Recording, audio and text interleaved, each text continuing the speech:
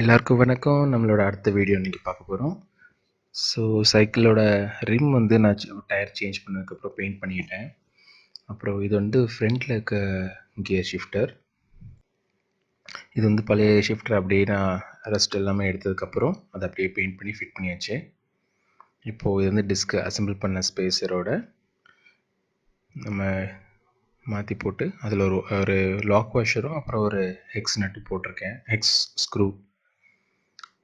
இது இந்த side assemble பண்ணாதனால இந்த ஸ்க்ரூ இங்கே ஓட்ட வழியாகவே டைட் பண்ணதுக்கு ஈஸியாக இருந்துச்சு. அதுக்கப்புறம் அந்த வீல் எடுத்து ஃப்ரண்ட் ஃபோர்க்கில் மாட்டிட்டு அதோட நட்டு எல்லாமே அப்படியே வச்சுருந்தேன். நீட்டாக அதை க்ளீன் மட்டும் பண்ணிவிட்டு அதை வச்சுட்டு அப்படியே லாக் பண்ணி ஸ்பேனர் டைட் பண்ணியாச்சு. பேக் வீல் அதே மாதிரி வச்சுட்டு இதில் வந்து இது லாக் கிளிப் டைப் லாக். அது சுற்றிட்டு நம்ம ப்ரெஸ் பண்ணிட்டோம்னா அது கொஞ்சம் ஹெவியாக ஸ்ட்ராங்காக நிற்கும். இது முதல்லேருந்து என்னோடய சைக்கிளில் இருந்ததுனால நான் அதை யூஸ் பண்ணிக்கிட்டேன். ஆன்லைனில் இது கூட அவைலபிளாக இருக்குது, நீங்கள் வேணும்னா வாங்கிக்கலாம். ஓகே, பியரிங் எல்லாம் நல்லாயிருக்கு, கிரீஸிங் எல்லாம் க்ளீனப் பண்ணியாச்சு. இப்போ வந்து பெடல் வந்து நான் புதுசாக ஆர்டர் பண்ணியிருந்தேன். பெடல் வந்து கொஞ்சம் ஷார்ப்பாக இருந்ததுனால கை காலில் படுமோன்னு கொஞ்சம் பயமாக இருந்ததுனால புது பெடல் ஆர்டர் பண்ணேன். இது அலுமினியம் அலாய்னு இருந்துச்சு.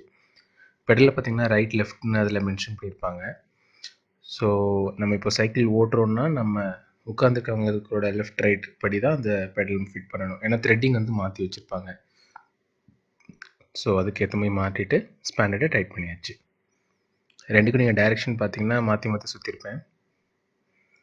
பெடல் ஃப்ரீயாக இருக்குது. பெடல் வந்து நல்லா அகலமாக இருந்ததுனால கொஞ்சம் கம்ஃபர்டபுளாக இருந்த மாதிரி தோணுச்சு. இது ஏற்கனவே சைக்கிளில் இருந்த ஸ்டாண்டு தான். இது வந்து சென்டரில் இந்த இடத்துல தான் மாட்ட முடியும். ஸோ அதை நட்டு ஸ்க்ரூ வச்சு நட்டு போல்ட்டு வச்சு நான் டைட் பண்ணிட்டேன்.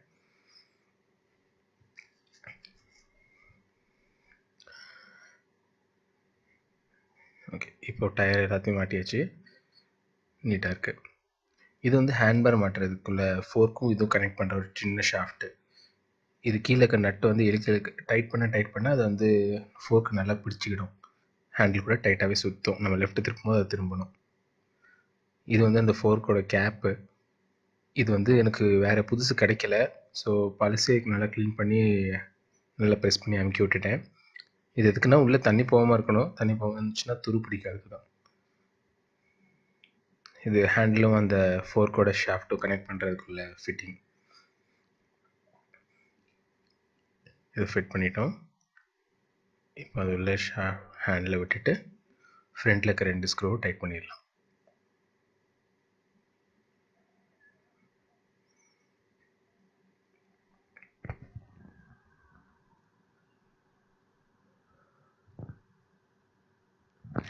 இது அட்ஜஸ்ட்மெண்ட் எப்படி எந்த ஸ்டைலில் நமக்கு வேணுமோ அதுக்கேற்ற வச்சு செட் பண்ணிக்கலாம். இது நான் இப்போதைக்கு டெம்பரரி வச்சுக்கிட்டேன், அப்புறமா வேணும்னா மாற்றிக்கலாம் அப்படின்னு. இது வந்து நான் வாங்கியிருக்க புது ஷிஃப்டர். இது கொஞ்சம் இப்போது நெட்லலாம் ரொம்ப சீப்பாகவே அவைலபிளாக இருக்குது. ஈஸியாக ஷிஃப்டிங் ஆப்ஷன் இருக்குது. முன்னால் இருந்தது வந்து கிரிப் வேறு மாதிரி இருக்கும், அது கொஞ்சம் இதோட டைட்டாக இருக்கும். இது ஹேண்டில் கிரிப் வந்து புதுசாக அலாய்க்குள்ளது. ரெண்டு எண்ட்லேயும் 2 மெட்டல் ரிங்கு கொடுத்துருந்தாங்க, அதில் ஸ்க்ரூவோட. ஸோ உள்ளே இன்சர்ட் பண்ணிவிட்டு டைட் பண்ணால் லாக் ஆகிட்டு. இதில் இன்னொரு பிடிச்ச விஷயம் என்னென்னா, இதில் சைடில் ஒரு கேப் மாதிரி கொடுத்துருந்தாங்க. அதை க்ளோஸ் பண்ண ரொம்ப நீட்டாக இருந்துச்சு ஹேண்டில் பார்க்குறதுக்கு. ஸோ அந்த கேப் பார்க்கும்போது நீட்டாக இருந்துச்சு. ஹேண்டில் மட்டும் கொஞ்சம் சின்னதாக தெரிஞ்சுது. இப்போ ஷிஃப்ட்டு பார்த்திங்கன்னா நல்லா ஈஸியாக இருந்துச்சு. ஈஸி ஷிஃப்ட் ஆகிற மாதிரி 5, 4, 3 அவ்வளோதான். ஹேண்டில் கிரிப்பில் வந்து நம்ம கிரிப் பொசிஷன்லாம் மாற்றுற மாதிரி ஒரு ஃபீல் இருந்ததுனால நான் மாற்றணும்னு தோணுச்சு. இப்போது ஃப்ரண்ட்டு டிஸ்க் பிரேக் மாட்டிக்கலாம். அதில் இருந்த வாஷரும் ஸ்க்ரூ அப்படியே யூஸ் பண்ணி வச்சு டைட் பண்ணிக்கிட்டேன். வேறு எதுவும் எக்ஸ்ட்ராலாம் ஆட் பண்ணவே இல்லை.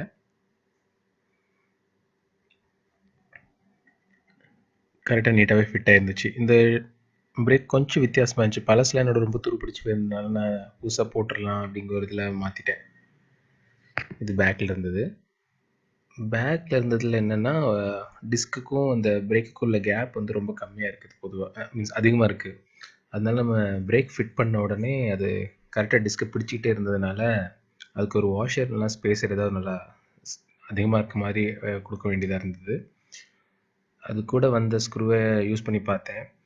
டெம்பரரி ஃபிட் பண்ணியிருந்தேன், பட் அது நல்லா இல்லை. அதனால் அப்புறமா வேறு அதிகமாக ஸ்பேஸிங் இருக்க ஸ்பேஸை யூஸ் பண்ணிவிட்டு அதுக்கேற்ற மாதிரி ஒரு லென்த்தான ஸ்க்ரூ யூஸ் பண்ணி ஃபிட் பண்ணிக்கிட்டேன். இல்லைன்னா டயர் சுற்றவே இல்லை ஆக்சுவலாக. ரொம்ப ரொம்ப ரொம்ப ஒட்டிகிட்டே இருந்துச்சு.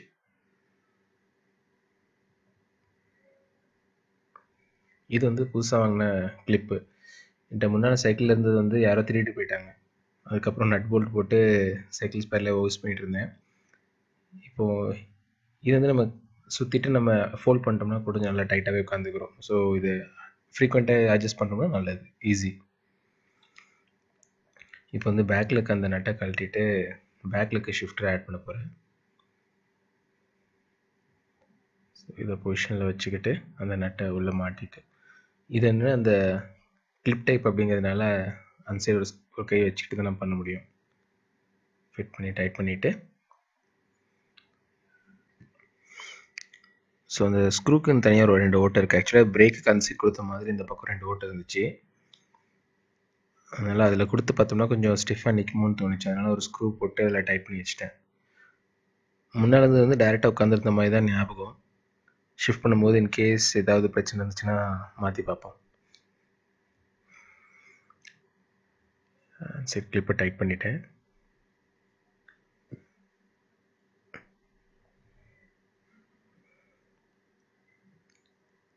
இப்போ நீட்டாக அரேஞ்ச் ஆகிடுச்சு. Okay, ton. ஸோ ஓகே, நல்லா ஸ்ட்ராங்காகவே இருக்குது. ஓகே, கேபிள் மாட்டினதுக்கப்புறம் நமக்கு தெரியும். இப்போது இது பேக்கில் இருக்க பிரேக். ஸோ முதல்ல கேபிள் ஆட் பண்ணிடுவோம். புது கேபிள் வாங்கியிருந்தேன்.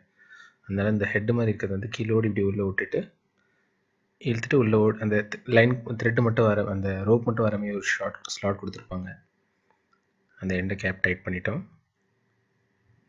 ஸோ கேபிள் வெளில அது மாதிரி அந்த கேபிள் அது உள்ளே விட்டுட்டு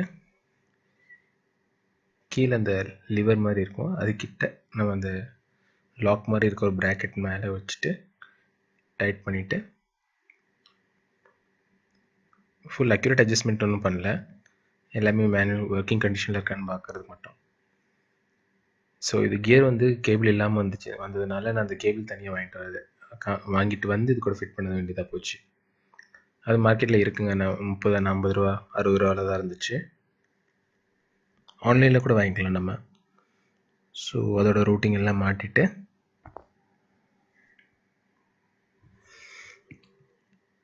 அது ஃபுல் லென்த்லேருந்து வேணுங்க லென்த்துக்கெல்லாம் கட் பண்ணிக்கலாங்கிற மாதிரி ஒரு செட்டாக தான் கிடைக்கும். ஃப்ரண்ட்டுக்கு ஷார்ட்டாக தான் இருந்துச்சு. ஃப்ரண்ட்டை நம்ம எந்த இடத்துலையும் யூஸ் பண்ண முடியல, சின்ன சைக்கிளுக்கு மாதிரி தான் இருந்தது. பெருசை யூஸ் பண்ணி அதை வேணுங்க அளவுக்கு கட் பண்ணிவிட்டு, என்னோடய சைக்கிள் முன்னாலே டேமேஜ் ஆகிட்டு உடஞ்சிருந்தது. ஸோ அதை வெல்டிங் பண்ண முடியல அப்படின்னால இப்போ ஜிப்டாக யூஸ் பண்ணியிருக்கேன். ஸோ ரைட் சைடில் உள்ள கியருக்கும் அதுமாரி கேபிள்குள்ளே ஆட் பண்ணிக்கலாம். டியூபுக்குள்ளோட இந்த கேபிள் ஆட் பண்ணிவிட்டு, இது ஃப்ரண்ட்டில் உள்ள பிரேக்குக்கு அப்ளை ஃபிட் பண்ண மாதிரி அந்த லிவரில் மாட்டிட்டு நம்ம டியூப்குள்ளே விட்டுருவோம். டியூப்குள்ளே பார்த்திங்கன்னா ஒரு பிளாஸ்டிக் ஒரு கோட்டிங் மாரி கொடுத்துருப்பாங்க. அது எதுக்குன்னா இன்கேஸ் தண்ணி உள்ளே போச்சுன்னா கூட ரஸ்ட் ஆகாமல் இருக்கிறதுக்காக. சில சைக்கிள் கடையில் வந்து என்ன பண்ணுவாங்கன்னா அந்த டியூபை எடுத்துருவாங்க, அந்த பிளாஸ்டிக் டியூபை. என் கையில் அந்த பிளாஸ்டிக் டியூப் ஆக்சுவலி தெரியும், அதை ரிமூவ் பண்ணிடுவாங்க. ஸோ அதான கொஞ்சம் ஈஸியாக இருக்கட்டும் அப்படிங்கிறதுக்காக சைக்கிள் கடையில் ரிமூவ் பண்ணுவாங்க. பட் அதோட ரீசன் என்னென்னா துரு பிடிக்காமல் இருக்கணுங்கிறதுனால. இன்கேஸ் யாராவது புதுசாக சைக்கிள் வாங்க போகிறீங்கன்னா, கேபிள் எதாவது மாற்ற போகிறீங்கன்னா அது உள்ளே இருக்கட்டும்னு சொல்லிடுங்க. அது யூஸ் பண்ண கொஞ்சம் ஃப்ரீ ஆயிரும். ஸோ ஃப்ரண்ட்டில் இருக்கிறத அதே மாதிரி ப்ராக்கெட்டில் மாட்டிட்டு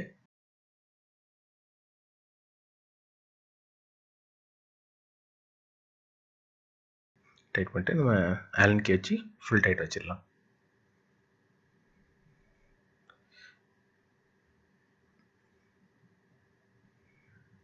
இப்போ ஃப்ரண்ட்டில் இருக்க மட்கார்டு,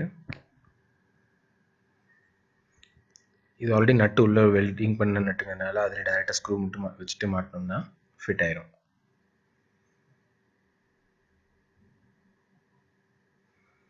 ஸோ இது ஆலன் ஸ்க்ரூங்கிறதுனால அதை வச்சு டைட் பண்ணிட்டேன். ஸோ இப்போ பேக் அந்த கம்பி ஃபிட் பண்ணியாச்சு, ரிம்மு. அப்போது 2 பக்கமும் மட்கார்டு மாட்டிட்டேன். இருந்த மட்கார்டே வாஷ் பண்ணி அதை நல்லா நீட்டாக பெயிண்ட் பண்ணிக்கிட்டேன் எங்கேயோ டேமேஜ் இருந்த இடத்துக்கு மட்டும்.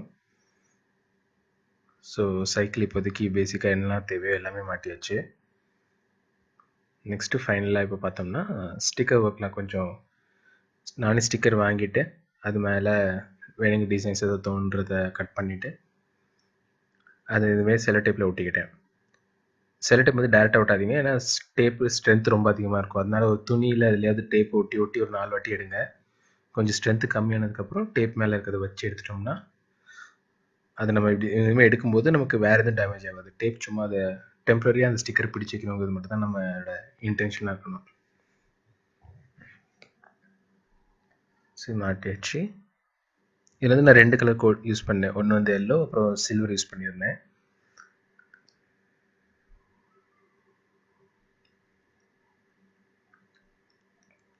ஸோ இப்போ எனக்கு அந்த கோட்டிங் அந்த ஸ்டிக்கருக்குள்ளே இதை எடுத்துகிட்டு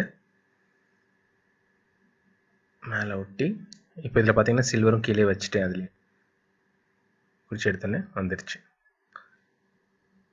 ஸோ இப்போது சைக்கிள் இது முன்னால் இருந்த சைக்கிளே இப்போது எல்லாமே பார்ட்ஸ் எல்லாம் மாற்றி இப்போ இது ஃபைனல் ஸ்டிக்கரிங் பண்ணி முடிச்சதுங்க.